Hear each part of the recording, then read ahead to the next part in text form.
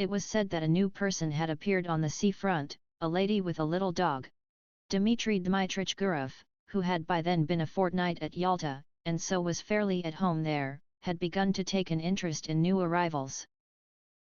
Sitting in Verni's pavilion, he saw, walking on the seafront, a fair-haired young lady of medium height, wearing a beret. A white Pomeranian dog was running behind her. And afterwards he met her in the public gardens and in the square several times a day. She was walking alone, always wearing the same beret, and always with the same white dog. No one knew who she was, and everyone called her simply the lady with the dog. If she is here alone without a husband or friends, it wouldn't be amiss to make her acquaintance, Gurov reflected. He was under 40, but he had a daughter already 12 years old, and 2 sons at school. He had been married young, when he was a student in his 2nd year, and by now his wife seemed half as old again as he. She was a tall, erect woman with dark eyebrows, staid and dignified, and, as she said of herself, intellectual. She read a great deal, used phonetic spelling, called her husband not Dmitri but Dmitri, and he secretly considered her unintelligent, narrow, inelegant, was afraid of her, and did not like to be at home. He had begun being unfaithful to her long ago, had been unfaithful to her often, and, probably on that account, almost always spoke ill of women, and when they were talked about in his presence, used to call them the lower race. It seemed to him that he had been so schooled by bitter experience that he might call them what he liked, and yet he could not get on for 2 days together without the lower race. In the society of men he was bored and not himself, with them he was cold and uncommunicative, but when he was in the company of women he felt free, and knew what to say to them and how to behave, and he was at ease with them even when he was silent. In his appearance, in his character, in his whole nature, there was something attractive and elusive which allured women and disposed them in his favor. He knew that, and some force seemed to draw him, too, to them. Experience often repeated, truly bitter experience, had taught him long ago that with decent people, especially Moscow people always slow to move and irresolute, every intimacy, which at first so agreeably diversifies life and appears a light and charming adventure, inevitably grows into a regular problem of extreme intricacy, and in the long run the situation becomes unbearable. But at every fresh meeting with an interesting woman this experience seemed to slip out of his memory, and he was eager for life, and everything seemed simple and amusing. One evening he was dining in the gardens, and the lady in the beret came up slowly to take the next table. Her expression, her gait, her dress, and the way she did her hair told him that she, too, was a lady, that she was married, that she was in Yalta for the first time and alone, and that she was dull there.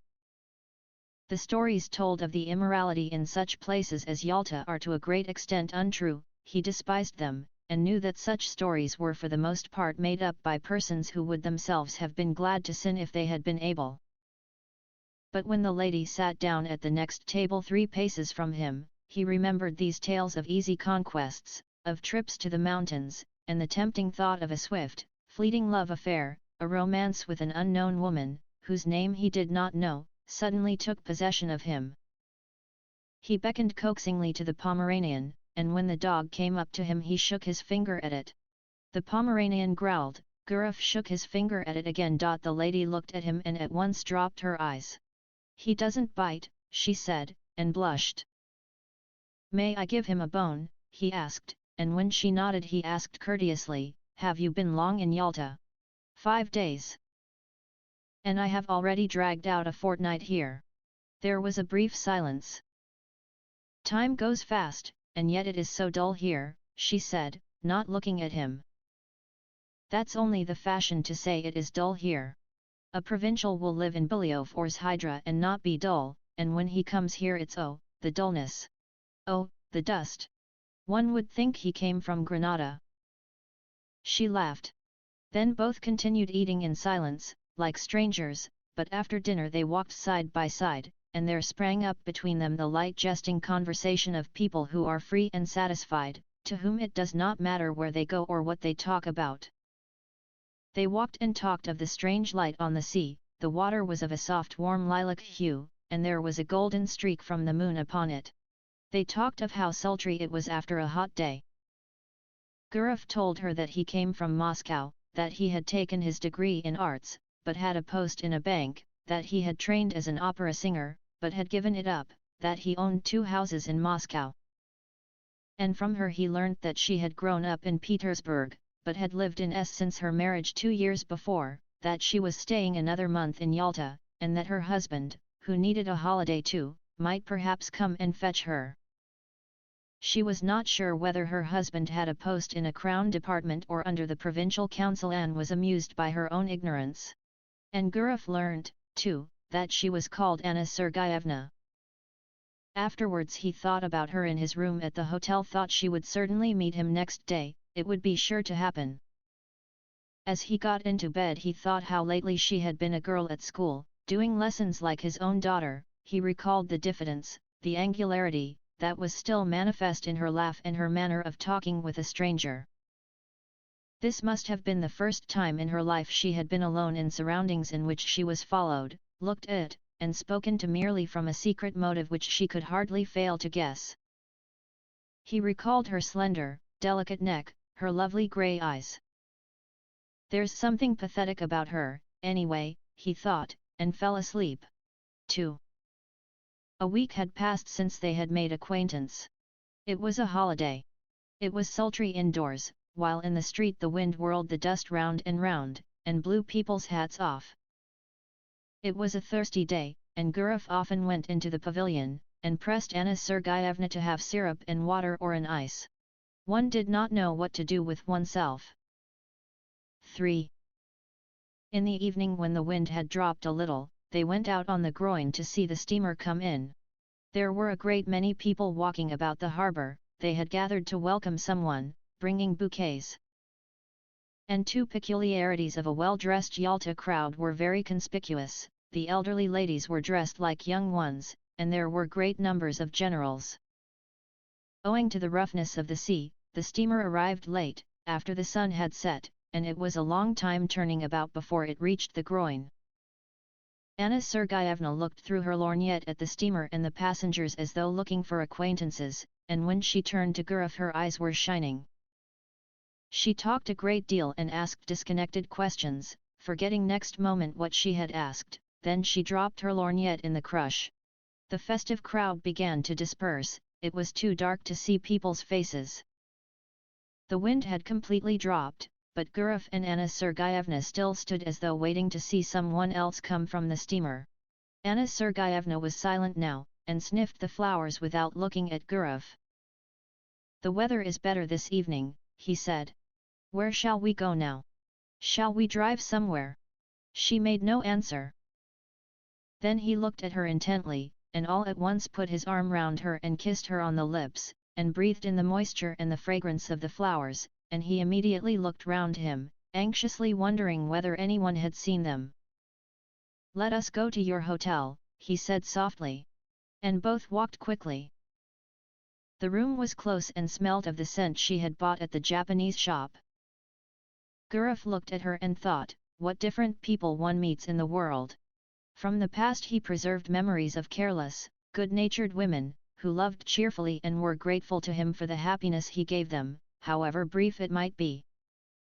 And of women like his wife who loved without any genuine feeling, with superfluous phrases, affectedly, hysterically, with an expression that suggested that it was not love nor passion, but something more significant, and of 2 or 3 others, very beautiful, cold women, on whose faces he had caught a glimpse of a rapacious expression, an obstinate desire to snatch from life more than it could give, and these were capricious, unreflecting, domineering, unintelligent women not in their first youth.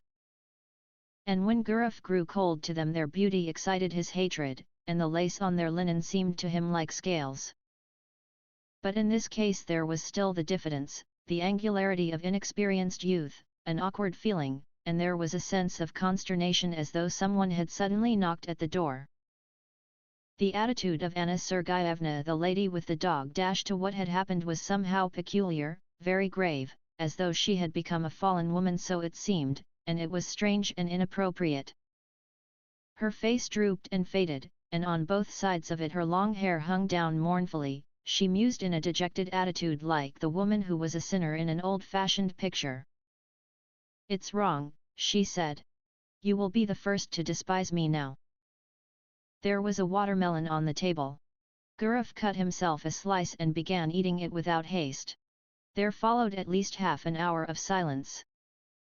Anna Sergeyevna was touching. There was about her the purity of a good, simple woman who had seen little of life.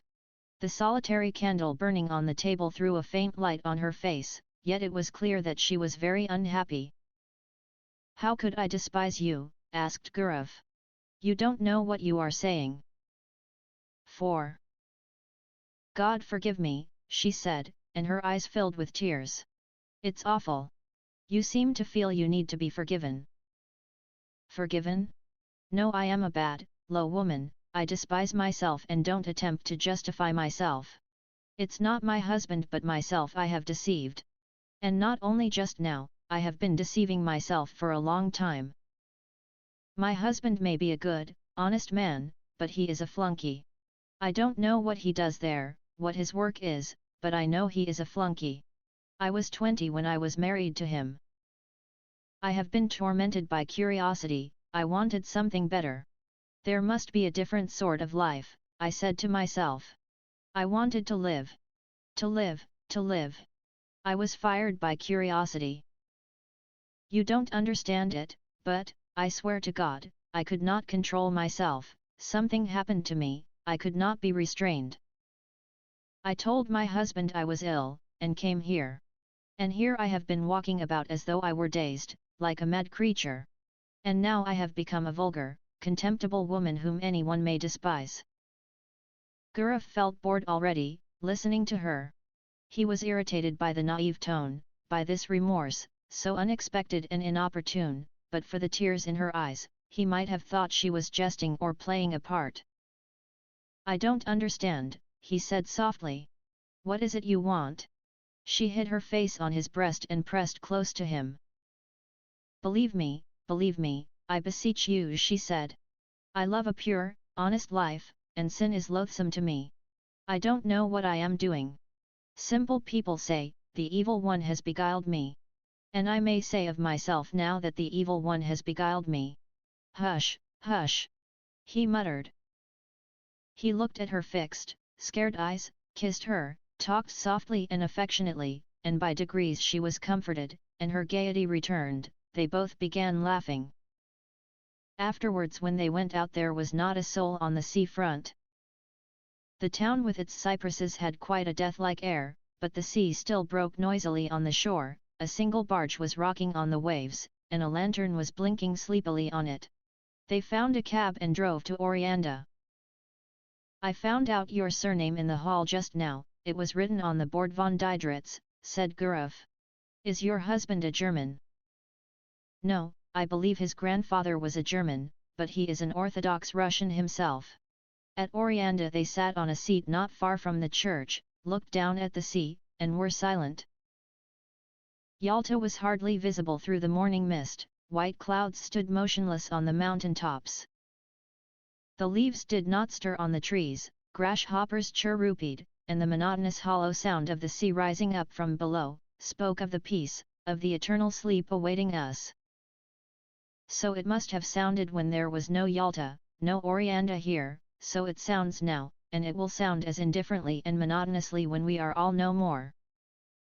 And in this constancy, in this complete indifference to the life and death of each of us, there lies hid, perhaps, a pledge of our eternal salvation, of the unceasing movement of life upon earth, of unceasing progress towards perfection. Sitting beside a young woman who in the dawn seemed so lovely, soothed and spellbound in these magical surroundings, the sea, mountains, clouds, the open sky, Gurov thought how in reality everything is beautiful in this world when one reflects. Everything except what we think or do ourselves when we forget our human dignity and the higher aims of our existence. A man walked up to them, probably a keeper, looked at them and walked away. And this detail seemed mysterious and beautiful, too. They saw a steamer come from Theodosia, with its lights out in the glow of dawn. 5. There is dew on the grass, said Anna Sergeyevna, after a silence. Yes. It's time to go home. They went back to the town. Then they met every day at 12 o'clock on the seafront, lunched and dined together, went for walks, admired the sea. She complained that she slept badly, that her heart throbbed violently, asked the same questions, troubled now by jealousy and now by the fear that he did not respect her sufficiently. And often in the square or gardens, when there was no one near them, he suddenly drew her to him and kissed her passionately.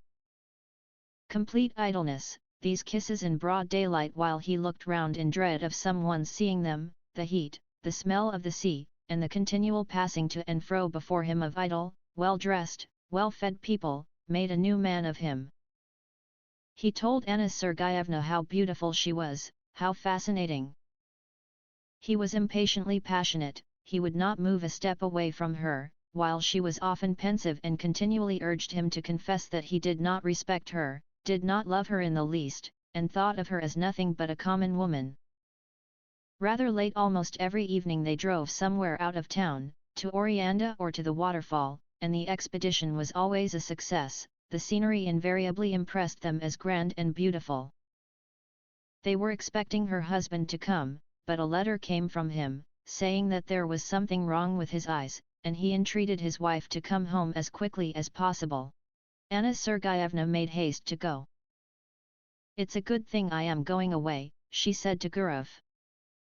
"It's the finger of destiny." She went by coach and he went with her. They were driving the whole day. When she had got into a compartment of the express, and when the second bell had rung, she said, "Let me look at you once more." "Look at you once again." "That's right." She did not shed tears, but was so sad that she seemed ill, and her face was quivering. "I shall remember you. Think of you," she said. "God be with you, be happy. Don't remember evil against me. We are parting forever, it must be so, for we ought never to have met. Well, God be with you." The train moved off rapidly, its lights soon vanished from sight, and a minute later there was no sound of it, as though everything had conspired together to end as quickly as possible that sweet delirium, that madness. Left alone on the platform, and gazing into the dark distance, Gurov listened to the chirrup of the grasshoppers and the hum of the telegraph wires, feeling as though he had only just waked up. And he thought, musing, that there had been another episode or adventure in his life, and it, too, was at an end, and nothing was left of it but a memory. He was moved, sad, and conscious of a slight remorse. This young woman whom he would never meet again had not been happy with him, he was genuinely warm and affectionate with her, but yet in his manner, his tone, and his caresses there had been a shade of light irony, the coarse condescension of a happy man who was, besides, almost twice her age. All the time she had called him kind, exceptional, lofty, obviously he had seemed to her different from what he really was, so he had unintentionally deceived her. Here at the station was already a scent of autumn, it was a cold evening. "It's time for me to go north," thought Gurov as he left the platform. High time. 3. At home in Moscow everything was in its winter routine, the stoves were heated, and in the morning it was still dark when the children were having breakfast and getting ready for school, and the nurse would light the lamp for a short time. The frosts had begun already. When the first snow has fallen, on the first day of sledge driving it is pleasant to see the white earth, the white 6.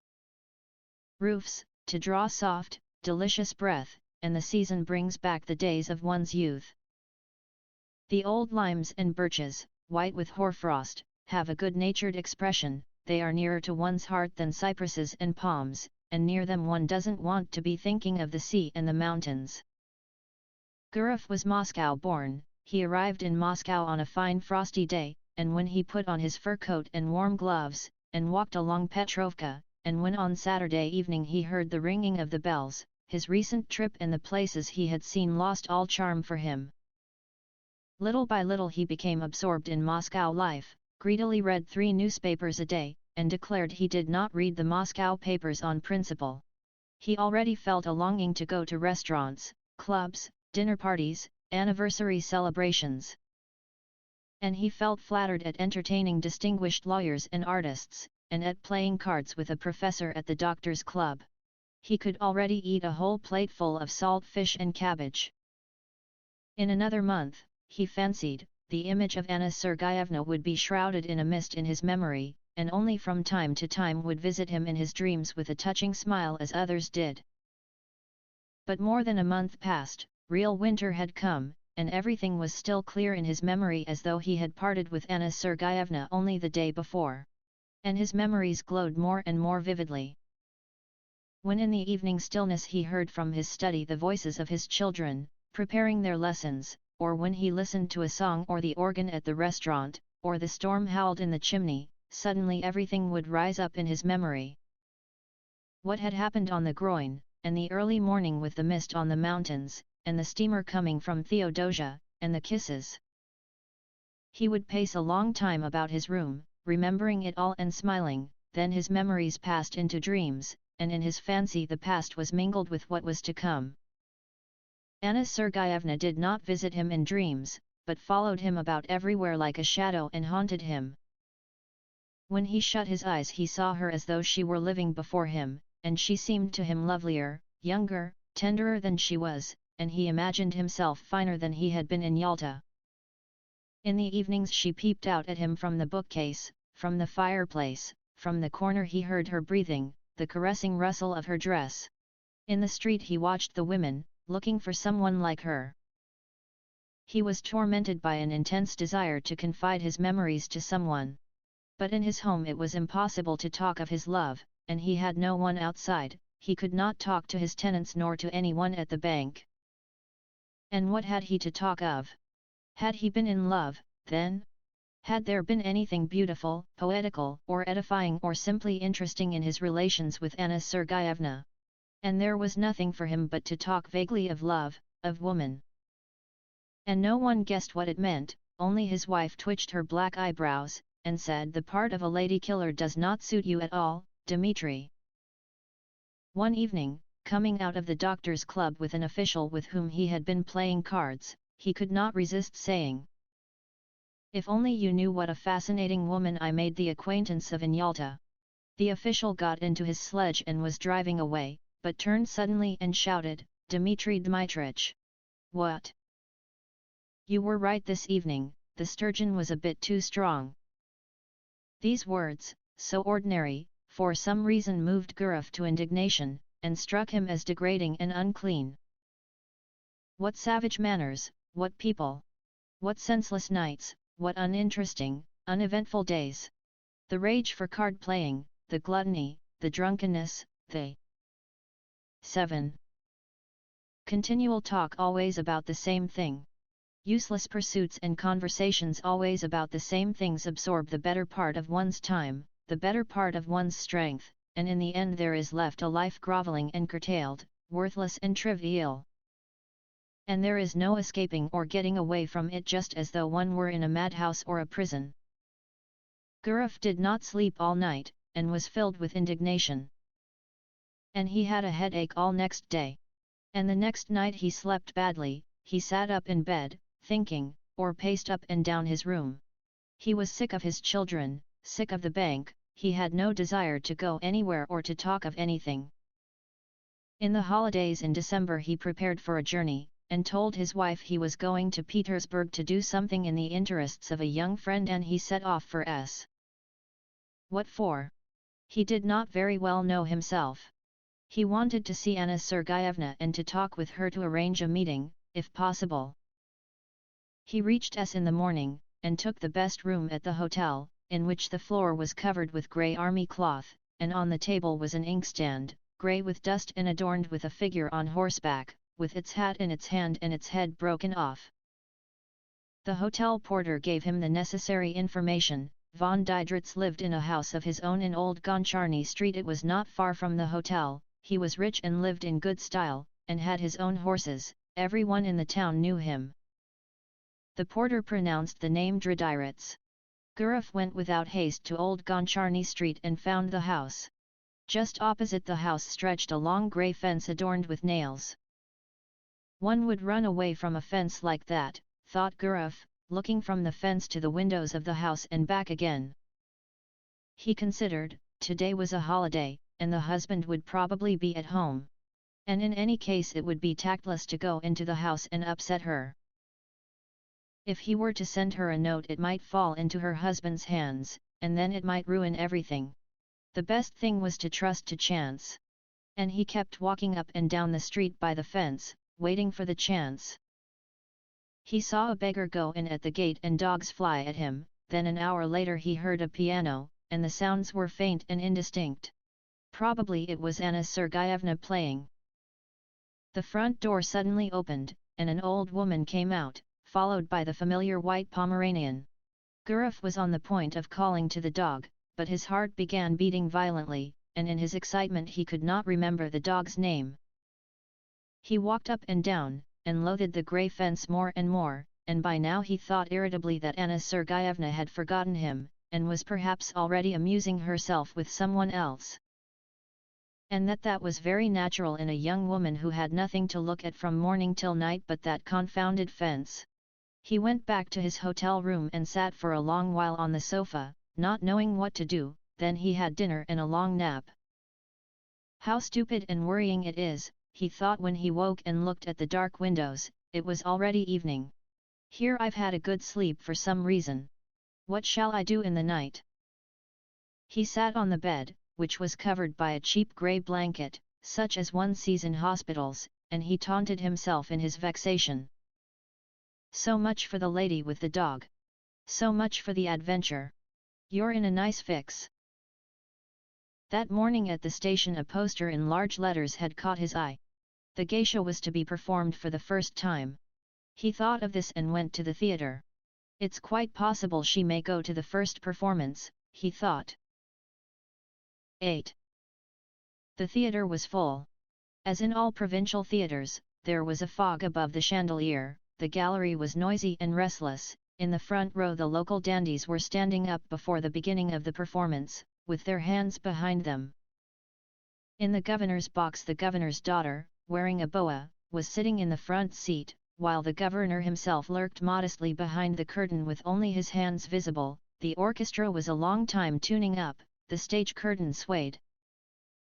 All the time the audience were coming in and taking their seats. Guruf looked at them eagerly.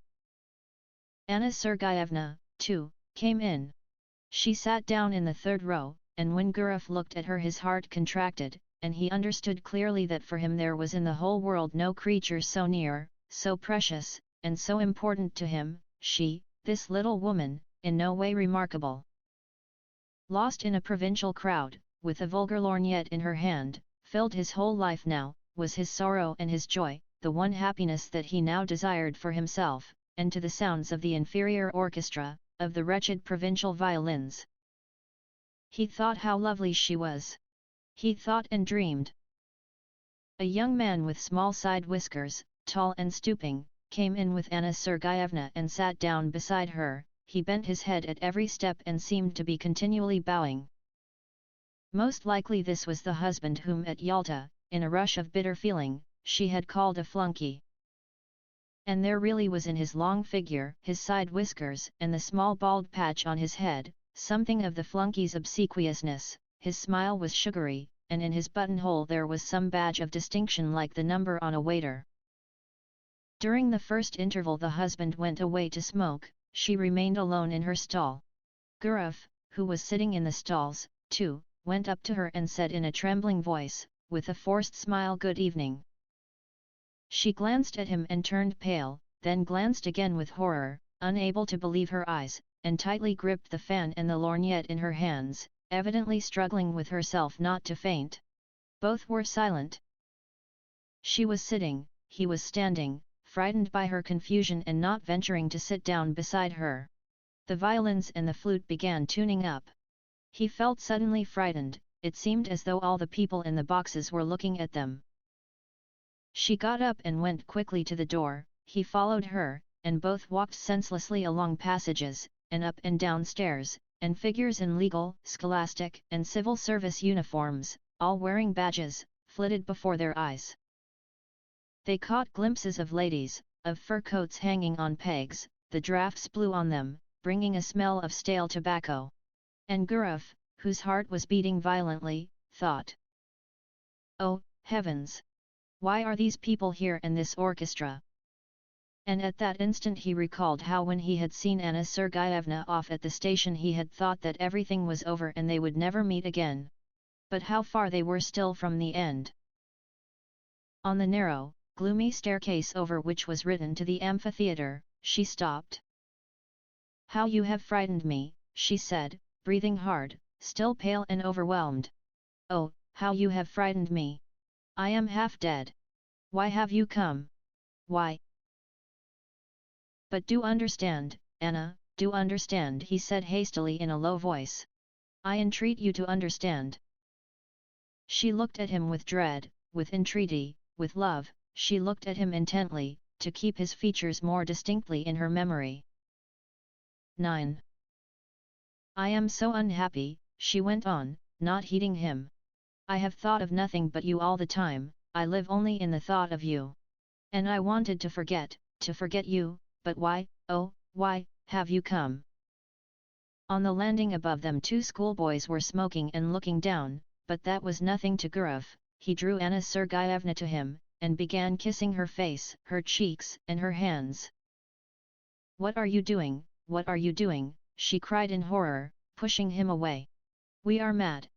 Go away today, go away at once. I beseech you by all that is sacred, I implore you. There are people coming this way. Someone was coming up the stairs." "You must go away," Anna Sergeyevna went on in a whisper. "Do you hear, Dmitry Dmitrich? I will come and see you in Moscow. I have never been happy, I am miserable now, and I never, never shall be happy, never. Don't make me suffer still more. I swear I'll come to Moscow. But now let us part. My precious, good, dear one, we must part." She pressed his hand and began rapidly going downstairs, looking round at him, and from her eyes he could see that she really was unhappy. Guruf stood for a little while, listened, then, when all sound had died away, he found his coat and left the theatre. 4. And Anna Sergeyevna began coming to see him in Moscow. Once in 2 or 3 months she left S, telling her husband that she was going to consult a doctor about an internal complaint, and her husband believed her, and did not believe her. In Moscow she stayed at the Slaviansky Bazaar Hotel, and at once sent a man in a red cap to Guruf. Guruf went to see her, and no one in Moscow knew of it.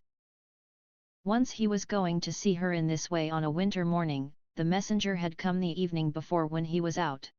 With him walked his daughter, whom he wanted to take to school. It was on the way. Snow was falling in big wet flakes. "It's 3 degrees above freezing point, and yet it is snowing," said Guruf to his daughter. "The thaw is only on the surface of the earth, there is quite a different temperature at a greater height in the atmosphere." "And why are there no thunderstorms in the winter, father?" He explained that, too. He talked, thinking all the while that he was going to see her, and no living soul knew of it, and probably never would know.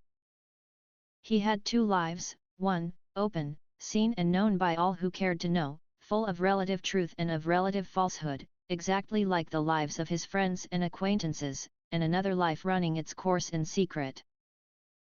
And through some strange, perhaps accidental, conjunction of circumstances, everything that was essential, of interest and of value to him, everything in which he was sincere and did not deceive himself, everything that made the kernel of his life, was hidden from other people. And all that was false in him, the sheath in which he hid himself to conceal the truth, such, for instance, as his work in the bank, his discussions at the club, his lower race, his presence with his wife at anniversary festivities, all that was open. And he judged of others by himself, not believing in what he saw, and always believing that every man had his real, most interesting life under the cover of secrecy and under the cover of night. All personal life rested on secrecy, and possibly it was partly on that account that civilized man was so nervously anxious that personal privacy should be respected. After leaving his daughter at school, Guruf went on to the Slaviansky Bazaar. He took off his fur coat below, went upstairs, and softly knocked at the door. Anna Sergeyevna, wearing his 10. favorite grey dress, exhausted by the journey and the suspense, had been expecting him since the evening before. She was pale, she looked at him, and did not smile, and he had hardly come in when she fell on his breast. Their kiss was slow and prolonged, as though they had not met for 2 years. "Well, how are you getting on there?" he asked. "What news?" "Wait, I'll tell you directly. I can't talk." She could not speak, she was crying. She turned away from him, and pressed her handkerchief to her eyes. Let her have her cry out. "I'll sit down and wait," he thought, and he sat down in an armchair. Then he rang and asked for tea to be brought him, and while he drank his tea she remained standing at the window with her back to him. She was crying from emotion, from the miserable consciousness that their life was so hard for them, they could only meet in secret, hiding themselves from people, like thieves. Was not their life shattered? "Come, do stop," he said. It was evident to him that this love of theirs would not soon be over, that he could not see the end of it. Anna Sergeyevna grew more and more attached to him. She adored him, and it was unthinkable to say to her that it was bound to have an end some day, besides, she would not have believed it. He went up to her and took her by the shoulders to say something affectionate and cheering, and at that moment he saw himself in the looking-glass. His hair was already beginning to turn grey. And it seemed strange to him that he had grown so much older, so much plainer during the last few years. The shoulders on which his hands rested were warm and quivering. He felt compassion for this life, still so warm and lovely, but probably already not far from beginning to fade and wither like his own. Why did she love him so much?